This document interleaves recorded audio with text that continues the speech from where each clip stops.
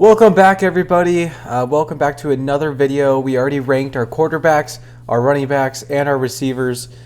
So I thought it would be fun to go through and rank every single breakout candidate for each team. I think every team in the NFL this year has a player that has that opportunity to take the next step in their career, have a career year. Now, you're going to see, obviously, rookies on here. You're going to see sophomores on here. But I actually threw in a couple veterans, which we'll talk about when we get there, why I think they'll break out this season and yeah, everything surrounding their situation. So let's just hop into this. So we'll start off with the Baltimore Ravens. I think Isaiah Likely is the most likely breakout candidate for them. You could say Zay Jones, obviously. I think he is definitely up there, but I think he already had a really solid rookie year. I don't really see him adding too much to his rookie year this season just because of how run heavy this offense will be, and also how much they rely on their tight ends. But I think that Mark Andrews, not that he's going to take a step back, but I think this will be more of a two tight end offense this season because of how great Isaiah Likely played last year in the absence of Mark Andrews. So I think Isaiah Likely is, man, he is so talented, and I think that as a Ravens fan especially, I'd really like to see him kind of split the snaps with Mark Andrews, and that's coming from a Ravens fan who loves Mark Andrews. He's been in the league for 2 years now, so he's entering his third season. And last year in 17 games, he put up 30 catches, 411 yards, and 5 touchdowns. Most of that came from, obviously, replacing Mark Andrews as he was hurt. And he was the 139th overall pick in 2022. For the Cincinnati Bengals, so I had two main guys in mind here, but I went with, I don't want to butcher his name at all, Andre Iosivas. I think that's how you say it. He is a wide receiver for them. He's going into his sophomore season. Last year in 16 games, he only had 15 catches, 116 yards, but he did have 4 touchdowns. That's a pretty good touchdown to catch ratio. He was the 206th overall pick in 2023. The reason I put him on here is he is going to be the wide receiver 3 now behind Jamar Chase and T. Higgins in Cincinnati. And Joe Burrow is pretty high on this guy. You know, coming out of, he's got a lot of good training camp buzz. Joe Burrow's even said that he is going to have a career year this year. So, you know, when getting those words from your quarterback, it can either be BS or it can be really, really good for you. So I think that he should see a much increased role in his second season. It seems like the team believes in him as well. Now, the other guy I was going to go with, and I would not be mad if you said him as well, is Chase Brown, their rookie running back. The only reason I didn't go Chase Brown is I know he's had a lot of positive training camp buzz, but I still think Zach Moss will be the starting running back for at least the first half of the year. Whereas I could see Iosivas breaking out for most of the season. I think Chase Brown will most likely be a guy who's going to look really good towards the end of the year and then next season have his breakout year. But I could be wrong. Gosh, dude, that was a horrible picture. That is such a bad picture. I'm sorry. But for the Cleveland Browns, I put Jerry Jeudy, wide receiver. He's been in the league for 4 seasons now. He's still super young, though. I want to say he's like 24. In 16 games last year for the Broncos, he put up 54 catches, 758 yards, and 2 touchdowns. He was the 15th overall pick in 2020. And with Jerry Jeudy, he's had a really weird career so far. I mean, he's dealt with injuries. He's like had games where he's looked good, but he's just never taken that next step. He's never shown why he got drafted so high. So coming into Cleveland, I think he has a pretty good opportunity. I mean, this will be a career year for him, being the wide receiver 2 behind Amari Cooper. And I think what will be a much more improved offense this season. And maybe, you know, Deshaun Watson's another one of those players where, I don't know, we haven't really, ever since his Texans days, we haven't seen him get back to that level. So but I still think it'll be obviously improved quarterback play over Kenny Pickett. I mean, that's a given. I'm thinking of the Steelers. I think it'll still be improved quarterback play over Russell Wilson, at least last year, because Russell Wilson put up pretty good numbers and he was pretty smart with the ball, but he liked to go to Cortland Sutton a lot, and he was a check down king. Oh my gosh. So I think it'll be a much better situation for Jerry Jeudy, and if he can't thrive in this role, then this might just be the receiver that he is, unfortunately. For the Pittsburgh Steelers, I put George Pickens. I mean, for pretty obvious reasons, he's going to be the sole wide receiver one in Pittsburgh with Deontay Johnson gone. He's been in the league for about 2 years now, and he had a really good year last year, honestly. I mean, I think a breakout season for him this year would be like a 1,400, 10 touchdown type of season, over 100 catches. Because he actually had a pretty solid sophomore year. In 17 games, he put up 63 catches for 1,100 yards and 5 touchdowns. He was the 52nd overall pick in 2022. Once again, I think this is one of those guys that I think is going to have a quarterback upgrade from Kenny Pickett to Russell Wilson / Justin Fields. Not a huge upgrade, to be honest with you, but I think it is still an upgrade, and I think that he probably has a pretty good chance of breaking out. So that was the AFC North. Let's move on to the AFC South, where we have the Houston Texans. I put Tank Dell. To be honest, you can make a case that he already broke out last year just as a rookie, but he did get hurt. I think that this could be the year that he takes that next step. The only tricky thing, and it was really hard to choose because I was looking at maybe who Joe Mixon's backup was, but it was Dameon Pierce. I don't think he's really breaking out anymore. And C.J. Stroud already broke out. Nico Collins already broke out. Stephon Diggs I don't see breaking out. And Dalton Schultz, I think, with how crowded this receiving room is, I don't think he's going to break out. I think Tank Dell, I guess, has the best chance. But like I said, it is a crowded receiving room with the talent. So it'll be tricky to see. But I think that Tank Dell probably has the best chance to take another step this year. Maybe cement himself as a wide receiver 1 or wide receiver 2 in this offense. But in 11 games last year, he put up 47 catches, 709 yards, and 7 touchdowns as a rookie. He was the 69th overall pick in 2023. For the Colts, I went with Anthony Richardson. He had a pretty solid 4 games last year, but this could be the year that he breaks out, cements himself as a top 15, top 10 quarterback in the league if he can stay healthy as well. But he was a rookie last year, and in 4 games, he put up 577 passing yards, 3 touchdowns, 1 interception, as well as 136 rushing yards and 4 rushing touchdowns. He was the 4th overall pick in 2023. I mean, this guy has got so much talent. I think his ceiling is pretty high.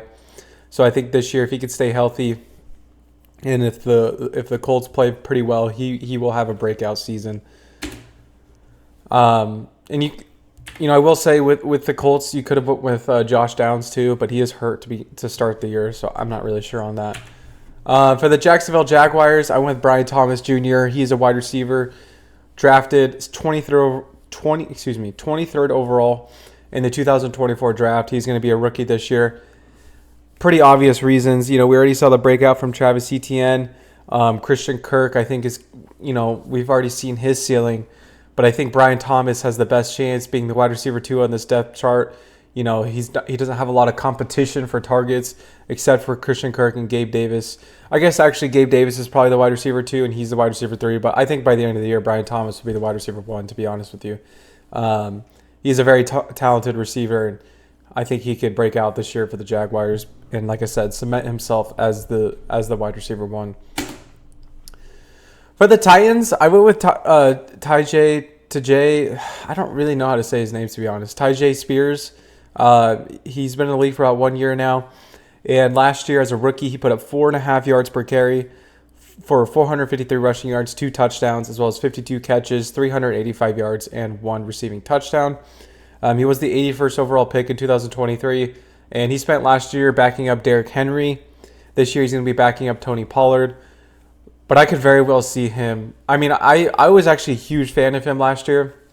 I think he's a very talented running back. I think he was overshadowed by Derrick Henry. I think by the end of the year, he does have an opportunity to take over as the running back 1 here in Tennessee. I think it could be more of a split backfield this year with Tony Pollard, just because we've already seen Tony Pollard in an elite offense as the sole, like the guy, and he just kind of failed to deliver. So I think in a worse offense, the Titans could benefit off of having a split backfield, especially with how talented Spears is. You can make a case for Will Levis as well. For the Buffalo Bills, this one's pretty obvious. I got Khalil Shakir, wide receiver. He's been in the league for about 2 years now, and in 17 games last year, he put up 39 catches, 611 yards, and 2 touchdowns. He was the 148th overall pick in 2022. Now, obviously, they believe in him. They got rid of Stephon Diggs and Gabe Davis, and they're making him the wide receiver 1. You can make a case for Keon Coleman. I was kind of going back and forth, but I think that the Bills have a lot of confidence in him, and he made a name for himself last year. Nobody really knew who he was, especially when you had Gabe Davis and Stephon Diggs kind of taking up the spotlight. He made a name for himself last year, and he looked pretty good. So I think that he probably has the best chance on this offense to break out. And that's another thing I should mention is that I'm only doing quarterbacks, running backs, receivers, and tight ends, if you haven't already noticed, because I don't really know. Defenses are just so hard to predict. I don't really know. Obviously, I probably know about every offensive player in the NFL, but defense, it's a lot harder. And this just makes it a little bit easier. For the Miami Dolphins, I went with Devon Achane, running back. He's been in the league for about 1 year. He's been in the league for 1 season, and as a rookie, I mean, look at these numbers, insane, dude, insane. 7.8 yards per carry for 800 rushing yards, 8 touchdowns, as well as 27 catches, 197 yards, and 3 touchdowns. He was the 84th overall pick in 2023. You can make a case and say, hey, well, he already broke out last year as a rookie. He did, but I think we could see an even better year this year. Not efficiency-wise, 7.8 yards per carry. If he has that over 17 games, that'd be the best running back season ever. But I think that in terms of just raw numbers, I think he could put up more.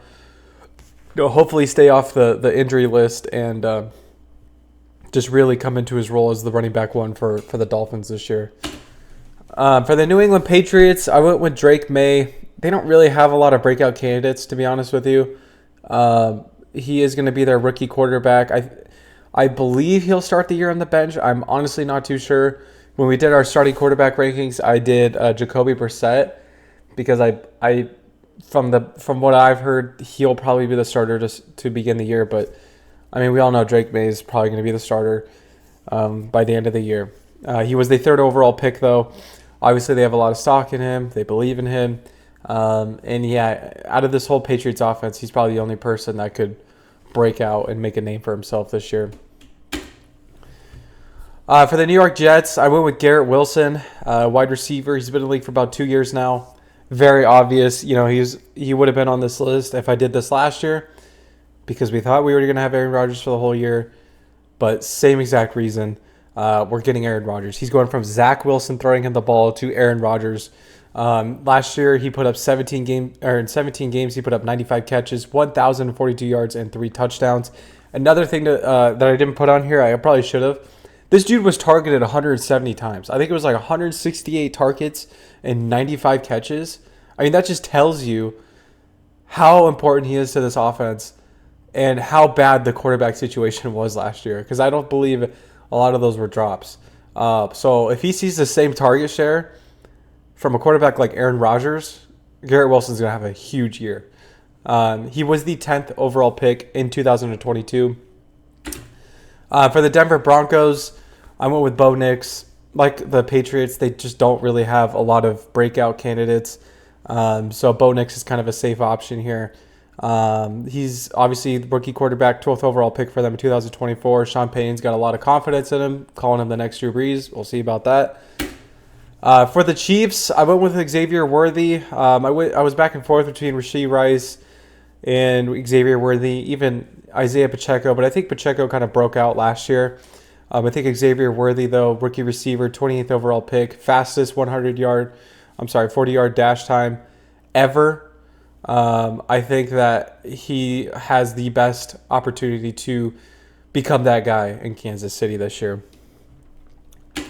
especially with Patrick Mahomes throwing the ball. For the Raiders, excuse me, I went with Zamir White, running back. He's been in the league for about 2 years now.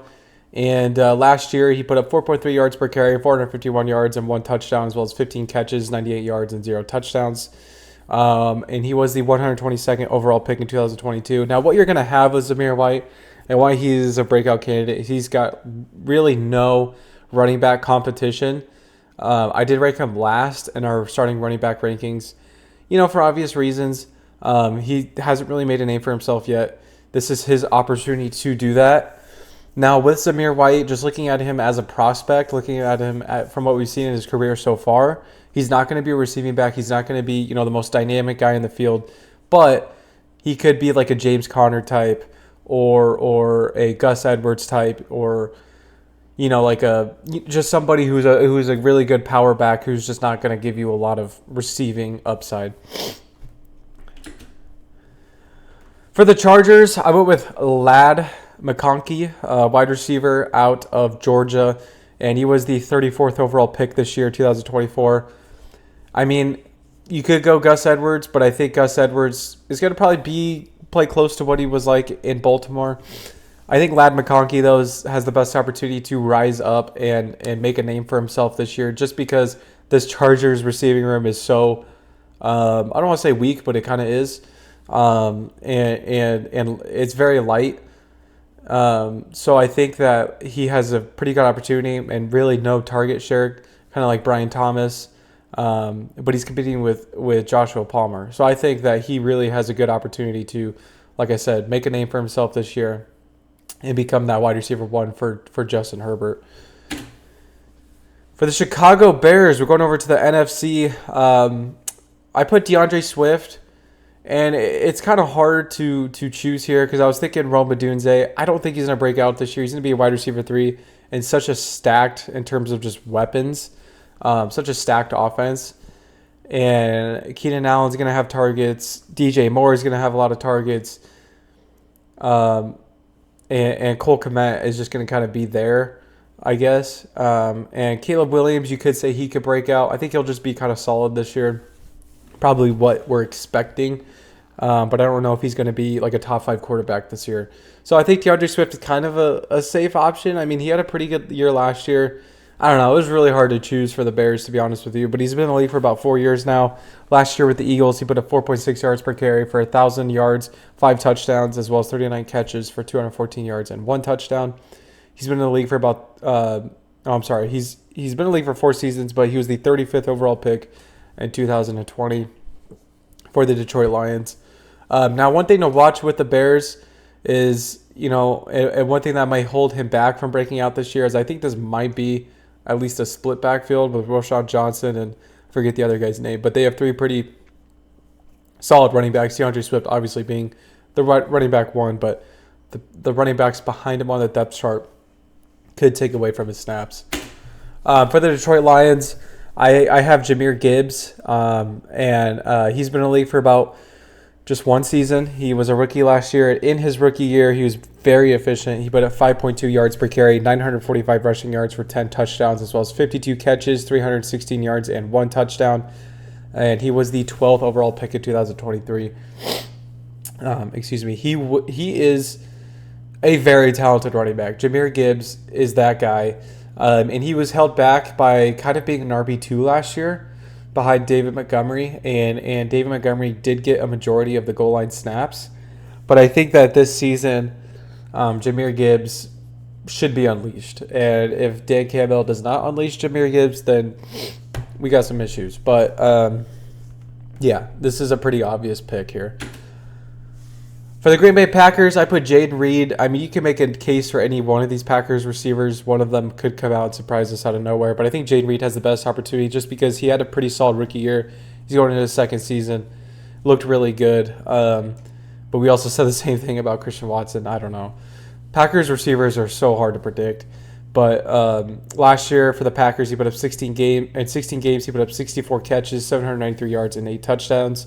And he was the 50th overall pick in 2023. I think this will be a wide receiver committee, though, to be honest. But like I said, he probably has the best opportunity to break out this season. So for the Vikings, this is one of the first players, like I said at the beginning of the video, I got some guys on here who are veterans, who some might think we have already seen what their career is going to look like. But Sam Darnold's one of those guys where I just got a feeling this year.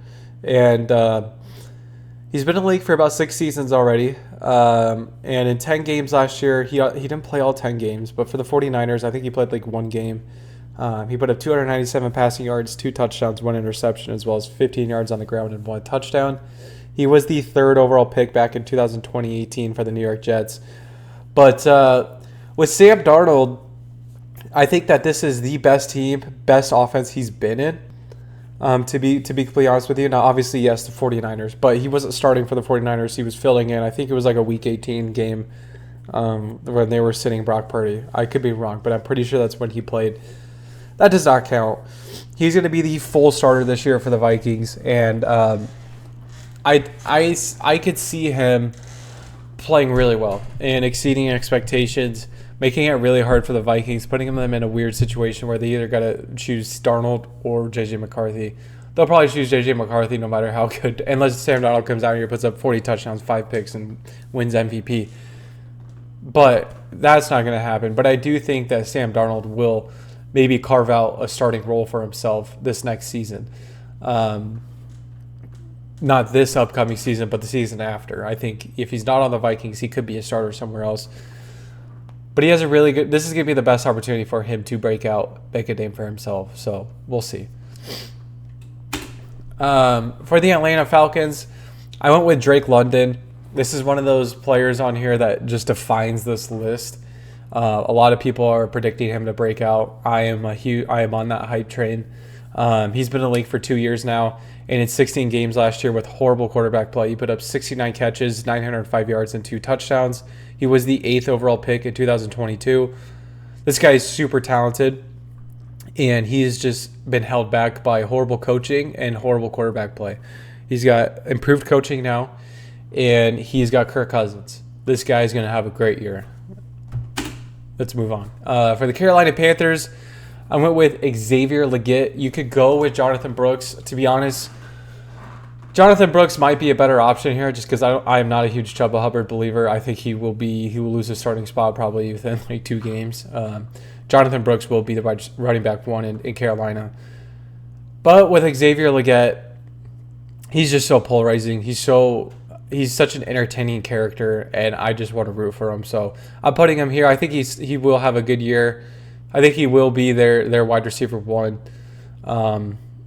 at least by the end of his sophomore year. But he was the 32nd overall pick this year. I thought that the Panthers didn't have a first-round pick.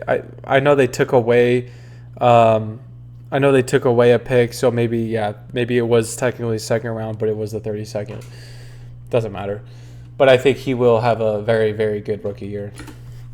For the New Orleans Saints, I went with Rashid Shaheed. This was kind of another one of those teams that didn't really have a lot of options. They had a lot of vets, and like Chris Olave, I don't think is going to like shock the world this year. I think Rashid Shaheed, though, could have the best opportunity to, because he is listed as a wide receiver 2 on the Saints depth chart. He probably has the best opportunity to kind of surprise everyone.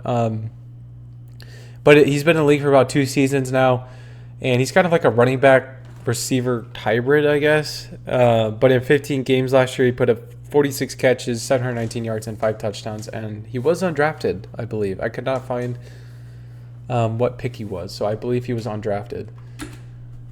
For the Tampa Bay Buccaneers, I'm going with another rookie, Jalen McMillan, wide receiver out of LSU, I believe. Could be wrong. Fact check me on that. But he was the 92nd overall pick in 2024. He's listed as a wide receiver 3 on the depth chart behind Mike Evans and Chris Godwin. And those are 2 very good receivers to be behind to learn from. So I think that he should have a solid rookie year. And if he doesn't break out this year, I think his sophomore year could be the year that he breaks out for them. For the Dallas Cowboys, I'm going with Rico Dowdle, running back. He's been in the league for about 3 years now, and last year he put up 4.1 yards per carry, 361 yards, and 2 touchdowns, as well as 17 catches, 144 yards, and 2 receiving touchdowns, and this is another one of those undrafted guys.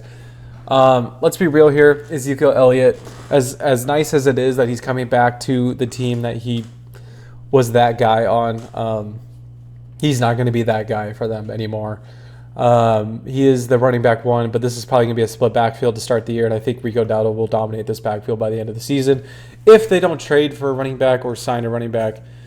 But I think that as of now, he's got a very good opportunity to break out because I think Ezekiel Elliott is more of a running back 2 at this point in his career. For the New York Giants, I went with Malik Neighbors. He was the 6th overall pick this year in 2024. And, I mean, obviously he's the best opportunity to break out this year. Devin Singletary is not breaking out. He's not going to become the next Saquon. Daniel Jones is not breaking out. But Malik Neighbors, he's going to get all the targets, all the catches. He's going to break out this year. And, you know, I might have been too harsh on him in that wide receiver rankings video. I'm not going to lie. My colleague pointed that out. Ranking him behind Kendrick Bourne might have been too much, but I guess it was more the situation and not the talent and the fact that he's a rookie that I put him there. But he will probably have a better year than Kendrick Bourne and Joshua Palmer. For the Philadelphia Eagles, I went with Jahan Dotson. So it was funny. I did the wide receiver rankings video, and I'm pretty sure in that video, I got to watch it back. I'm pretty sure I said when I was talking about Terry McLaurin that Jahan Dotson could break out and become the wide receiver 1 in Washington.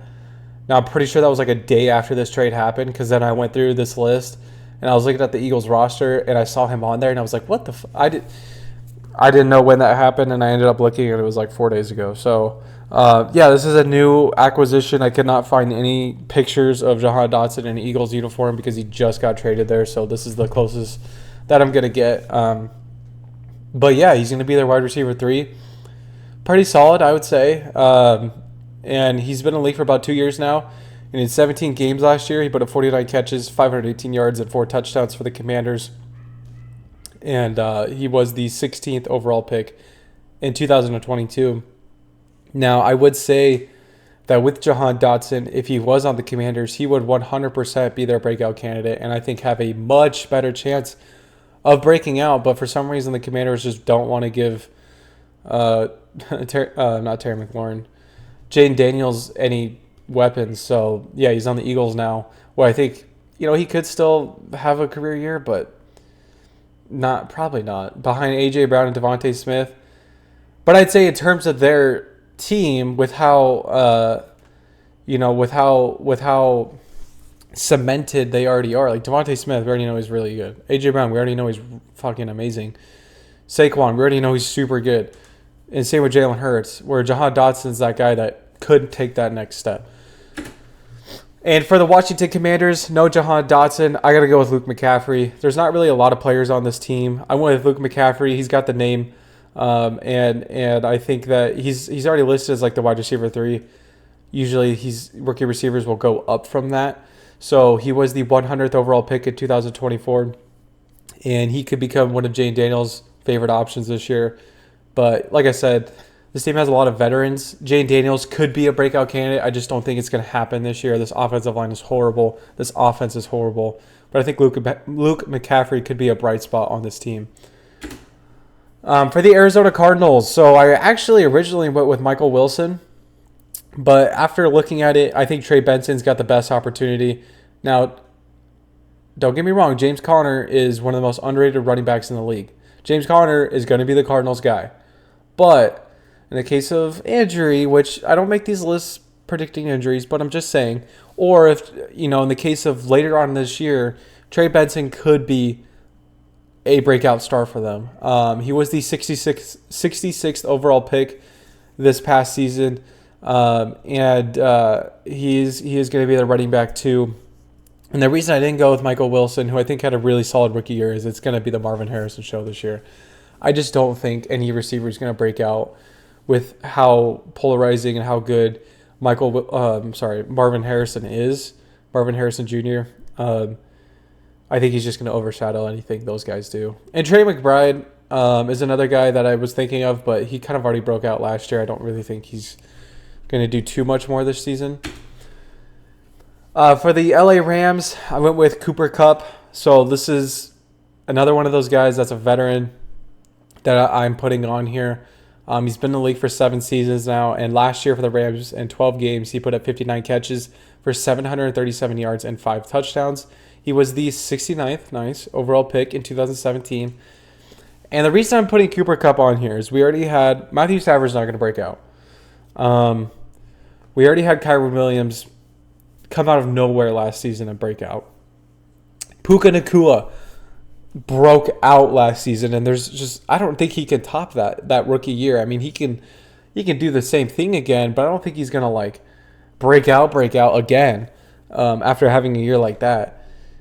There's just not a lot of team, and you go Tutu Atwell. No, I think Cooper Kupp, with how like weird the past 2 years have been with injuries and whatnot, I think that his breakout would basically be him going back to his old self at this point in his career, which could happen. I don't think he will go back to his old self, but I think he could get close. So that's why I put him on here. For the 49ers, I went with Ricky Purcell, wide receiver. He's a rookie receiver for them, and he was the 31st overall pick this past year. He was a first-round pick. 49ers obviously believe in him. And if Ayuk does end up getting traded, which I don't think is going to happen at this point, but I think that if he does, this guy will probably be their wide receiver too. And yeah, he could make a name for himself this year in a very elite offense. And rounding out our list, our video for the Seattle Seahawks, I went with Jackson Smith-Njigba. I'm just going to say JSN. Wide receiver. He's been in the league for one season now. And in 17 games last year, he put up 63 catches, 628 yards, and 4 touchdowns. He was the 20th overall pick in 2023.